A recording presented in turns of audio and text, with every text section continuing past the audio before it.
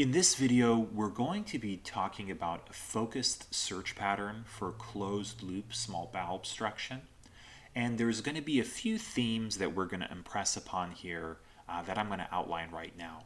Number one, when you're thinking about closed loop SBO, small bowel obstruction, we first need to be very systematic and look for an obstruction, because that's kind of one of the fundamental guiding principles. So first we look for some kind of obstruction, then we look for evidence of a closed loop, which I'll outline as well, but most characteristically it's having multiple, like two transition points right next to each other, isolating a specific loop of bowel. However, if you don't see that, there are other findings that we'll talk about that can raise suspicion.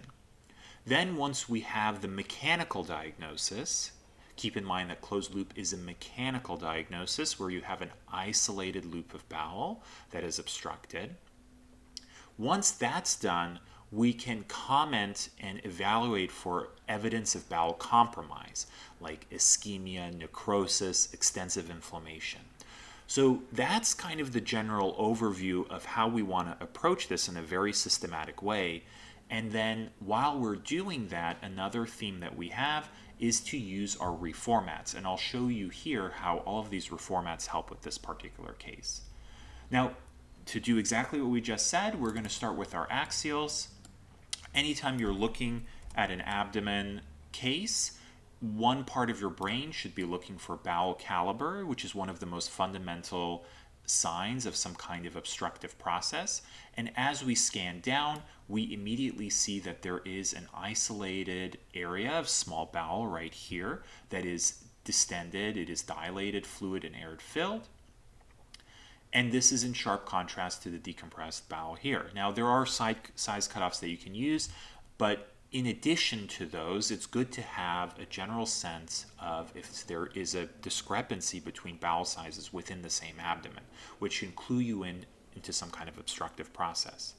Now, as we look at this case, what we want to do is look for a transition point. And I can tell you right here, there's a very clear transition point in kind of lower down.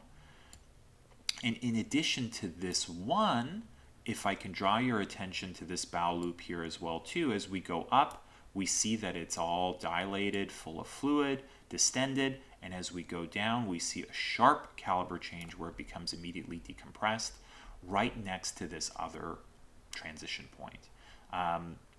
So this already, now we see two transition points next to each other.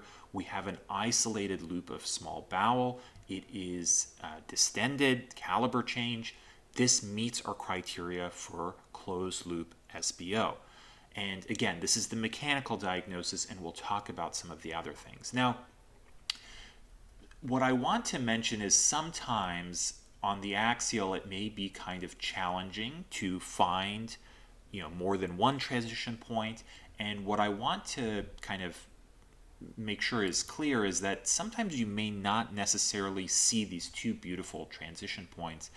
And instead, when you're looking at the case, now we're looking at our coronal, you may just immediately notice that, well, I have an isolated loop of small bowel, and there's all this proximal decompressed small bowel. If I come to the terminal ileum, which plugs in here to the cecum, I see that distal to whatever is happening here, the bowel looks okay, partially decompressed.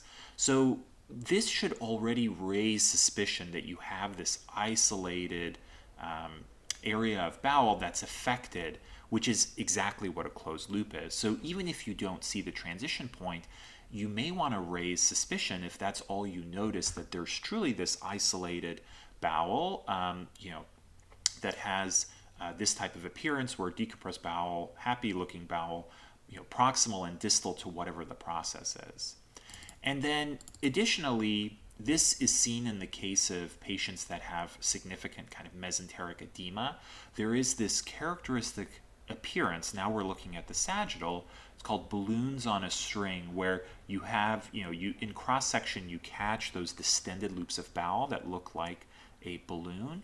And this mesenteric edema gives you kind of this balloon string appearance where it all comes together where there is the obstructive process. So in this case, the patient had an internal hernia, which is where the loop of bowel had kind of poked through. So this is the choke point for the bowel, so you see everything radiating from that point. So fundamentally, a closed loop SBO is a mechanical diagnosis, but as you start to get ischemic changes, you may see these other signs that clue you into what's going on, even if you don't see those beautiful two transition points next to each other.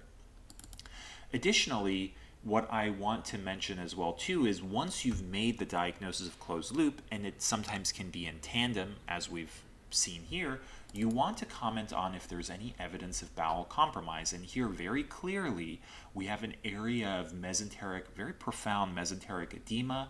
The bowel itself is not completely enhancing. For example, the bowel wall, we kind of lose it here in multiple places.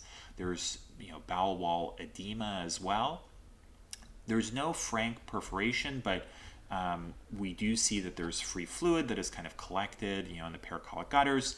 And overall, this looks like very edematous, inflamed, possibly ischemic, possibly necrotic bowel, and we do want to make a comment on that. Now, again, it's not necessarily a requirement for closed loop. However, given the pathophysiology of having those transition points and isolating bowel, the natural progression of closed loop is to have bowel ischemia and necrosis and ultimately perforation if it's left long enough. So big picture, we want to be very systematic. We want to use all of our reformats, and we first want to make the diagnosis of an SBO, then contextualize if there's more than one transition point that's next to each other.